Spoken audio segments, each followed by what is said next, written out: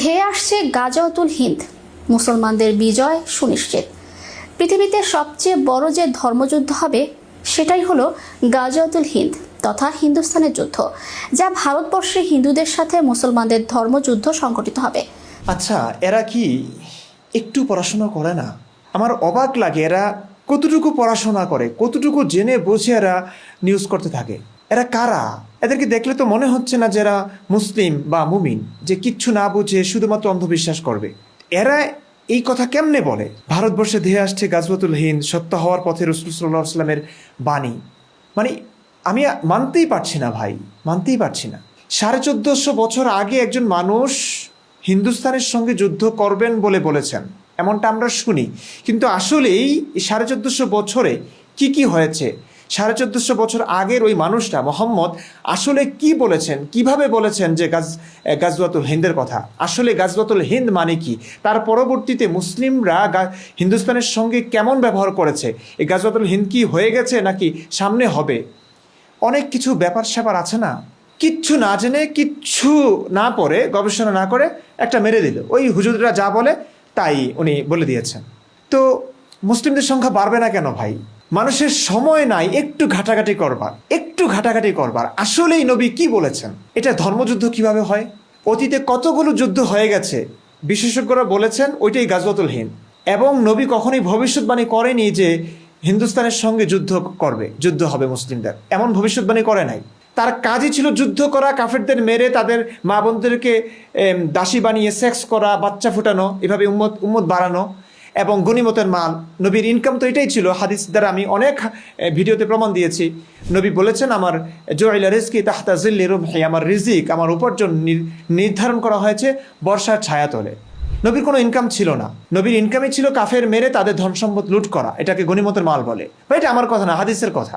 এখন নবীর কাজই ছিল যুদ্ধ করা। নবী নিজে বলেছেন, আনা নবিয়ুল মালহামা, আমি যুদ্ধা নবী, যুদ্ধবাজ নবী। নবীর কাজ ছিল যুদ্ধ করে খাওয়া, সাথে শুধুমাত্র এক আল্লাহ নামক একটা ক্যারেক্টারকে তিনি জাস্ট চালিয়ে দিয়েছেন। এই কারণেই তার সমস্ত কর্মকাণ্ডগুলো এখন মানুষ আধ্যাত্মিকভাবে নিচ্ছে। মৃত্যুর পরে সুখ পাবে, বাতুর হুর পাবে, অনেক লোভ আছে, লাভ আছে। সেই লাভ ও লোভে তারা ইসলামটাকে একদম, নবীর এই কর্মকাণ্ডগুলো যেগুলোকে স্বাভাবিকভাবেই ডাকাতি বলা যায়, দস্যুবৃত্তি বলা যায়, সেই ডাকাতিটাকে এখন মানুষ জিহাদ বলছে। তো নবীর কাজ ছিল যেহেতু যুদ্ধ করা, একের পর এক দেশ জয় করা, একের পর এক রাষ্ট্রের মানুষগুলোকে ইসলামের ছায়াতলে তার দলে ভিড়ানো। তো সে তো হিন্দুস্তানের হিন্দ, হাদিসে যেটা আছে হিন্দের কথা আছে, হিন্দের যুদ্ধ তোমরা করবে। হ্যাঁ, এটা নির্দেশ দিয়ে গেছেন। নবী জীবদ্দশা মানে ভেবেছিলেন যে তিনি জীবিত থাকলে এই যুদ্ধটা করবেন, হিন্দকেও দখল করবেন, কিন্তু তিনি করতে পারেন নাই। নবীর এই অপূর্ণ কথাটা পূর্ণ করবার জন্য, অপূর্ণ স্বপ্নটা পূর্ণতা দেওয়ার জন্য নবী আকাঙ্ক্ষা ব্যক্ত করেছেন যে হিন্দুস্তানের সঙ্গে যুদ্ধ করবে। হিন্দুস্তান বলতে এটাও নিয়ে অনেক কথা আছে, ভারত নাকি অন্য কোনো জায়গা। বিশেষজ্ঞরা বলেছেন যে এটা হিন্দ, তখনকার হিন্দ এই ভারতবর্ষ না।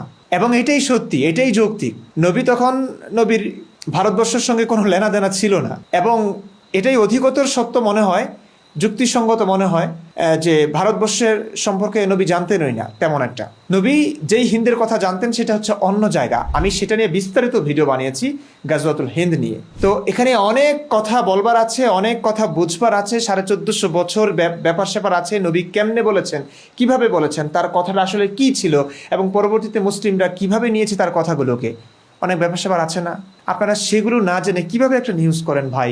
নবী ভবিষ্যৎবাণী করে গেছেন ভারতবর্ষের সঙ্গে যুদ্ধ করবার জন্য, এবং সেটা ফলছে বলে এখন নবী ইসলাম সত্য। মানতেই পারি না, একদম মানতে পারছি না। মানুষ কেন এত অন্ধ হয়, কেন এতটা মূর্খ হয়? একটু তো বুঝে শুনে নিউজ করুন, একটু তো পড়াশোনা করুন। শুধু শুনছেন আলেমদের কাছ থেকে, বাস ওইটাই লাগিয়ে দিচ্ছেন। আরে কোন আলেমদের কাছ থেকে শুনছেন? এক এক আলেম তো এক এক রকম কথা বলছে। তখনই তো আপনাদের কনফিউজড হওয়ার কথা, আসলে কোনটা সত্য। একটু দেখি, ঘাটাঘাটি করি, কোরআন হাদিসে আসলে কি লেখা আছে সেটা একটু দেখি।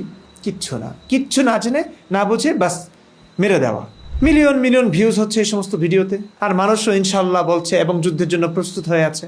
চিন্তা করছেন অবস্থাটা, কিভাবে পৃথিবীতে অশান্তি সৃষ্টি করছে, কিভাবে শান্তিপূর্ণ মানুষগুলোকে যুদ্ধের দিকে ঠেলে দিচ্ছে।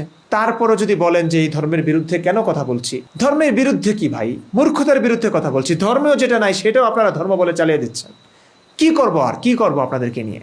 বেশি কথা বলবো না, শুধুমাত্র নিউজটা দেখে মাঝে মাঝে খুব হতাশ হয়ে পড়ি যে মানুষ এতটা মূর্খ কিভাবে হয়। এটা নিয়ে বিস্তারিত ভিডিও বানিয়েছি, রেফারেন্স সহ দেখিয়েছি নবী আসলে হিন্দুস্তানের সঙ্গে যুদ্ধের কথা বলেছেন কিনা, সেটা কি ভবিষ্যৎবাণী নাকি শুধুমাত্র নির্দেশনা, আকাঙ্ক্ষা ব্যক্ত করা। এবং পরবর্তীতে হিন্দুস্তানের সঙ্গে অনেকগুলো যুদ্ধ করেছে মুসলিমরা, শুধুমাত্র তাদের নবী হিন্দুস্তানের সঙ্গে যুদ্ধ করবার আকাঙ্ক্ষা ব্যক্ত করেছেন বলে। এখন ভবিষ্যৎবাণী আসলে কি, ভবিষ্যৎবাণী কেমন হয়, এটা কি আসলে ভবিষ্যৎবাণী কি না, এবং এতগুলো যুদ্ধ হয়েছে, কোন যুদ্ধটাকে আমরা নবীর বর্ণিত ভবিষ্যৎবাণী বলে মনে করব। সব কিছুই জগাখিচুড়ি না, খুব নিখুঁতভাবে বিশ্লেষণ পাবেন, নিরপেক্ষ বিশ্লেষণ পাবেন এমন একটি ভিডিও বানিয়েছি, দীর্ঘ ভিডিও।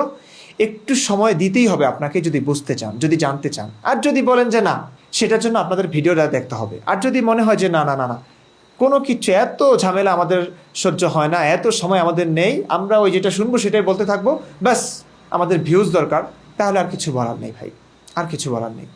কিন্তু যদি দুই একজন মানুষও এমন থাকেন যারা একটু বুঝতে চান যে আসলে কি হয়েছে, এই যে একটা যুদ্ধ 1450 বছর আগের একটা মানুষের কারণে কিয়ামত পর্যন্ত প্রত্যেকটা মুসলিম ভারতবর্ষের সঙ্গে, এই নিষ্পাপ শিশুদের সঙ্গে, নারীদের সঙ্গে যুদ্ধ করবার জন্য প্রস্তুত হয়ে থাকবে, কিংবা প্রত্যেক যুগে হয়তো করবার চেষ্টা করবে, আগেও করেছে, সামনেও করবে, করতেই থাকবে।